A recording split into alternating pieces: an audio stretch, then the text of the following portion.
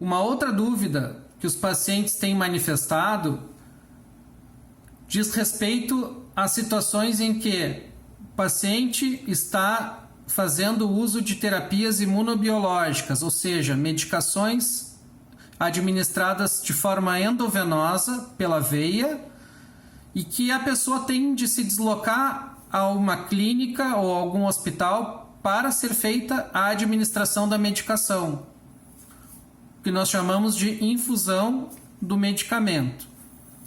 Esses pacientes que apresentam doenças autoimunes e que necessitam fazer uso de natalizumab, alemtuzumab, ocrelizumab, no caso da esclerose múltipla, e imunoglobulina, no caso de pacientes com neuromielite óptica, miastenia graves e algumas outras doenças, eles devem manter o seu tratamento.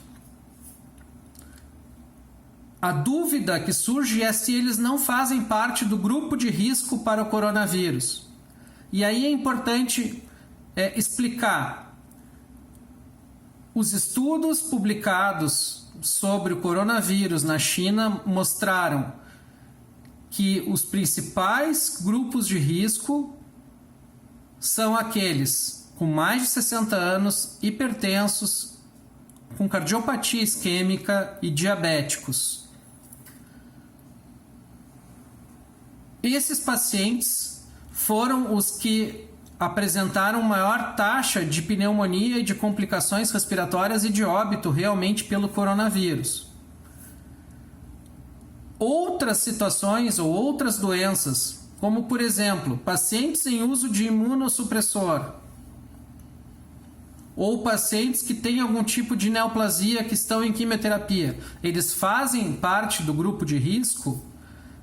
Pelos estudos publicados na experiência chinesa, que foi a maior experiência, assim como a Itália, eles não fazem parte de um percentual importante do grupo de risco, das pessoas que apresentaram coronavírus ou que tiveram complicações. Mas, por hábito médico, por uma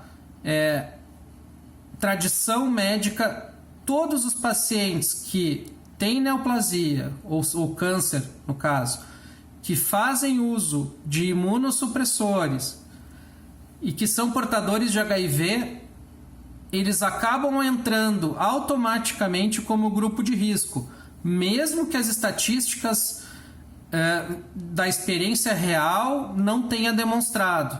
Então, o grupo de risco muito mais teórico do que por dados reais apresentados e publicados. A questão de ser grupo de risco faz terem de tomar precauções e cuidados realmente mais intensos, mais exaustivos. Nossa recomendação é que, se houver necessidade e se o tratamento desse paciente está programado, está agendado, que ele vá fazer o tratamento, que ele não deixe de fazê-lo e que no deslocamento e na clínica durante a infusão mantenha seguindo todas as recomendações de proteção para que não haja infecção desse paciente. Esse é o momento que nós devemos entender que existem orientações para toda a população, que, se for possível, deve-se manter o isolamento social, mas não se pode esquecer que existem situações peculiares de saúde de cada cidadão. Situações peculiares, elas devem ser avaliadas junto ao seu médico. Eu dei exemplos da esclerose múltipla, dei exemplos de uso de medicações endovenosas. Então, são situações que devem ser avaliadas junto ao seu médico. Não entre em pânico, a vida continua, existe uma movimentação da parte toda de atendimento básico, que é a saúde, combustíveis, alimentos, remédios, e isso vai continuar. E a gente não pode esquecer que as outras doenças não vão deixar de existir. A gente não pode virar as costas para as outras doenças e outras situações tão graves ou potencialmente graves quanto o coronavírus.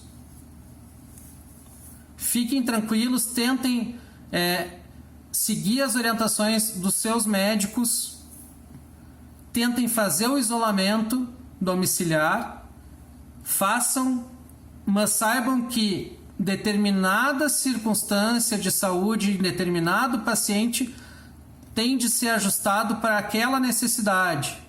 E é sobre isso que eu acabo de falar. São alguns casos de pacientes em tratamento cuja suspensão pode trazer danos à pessoa.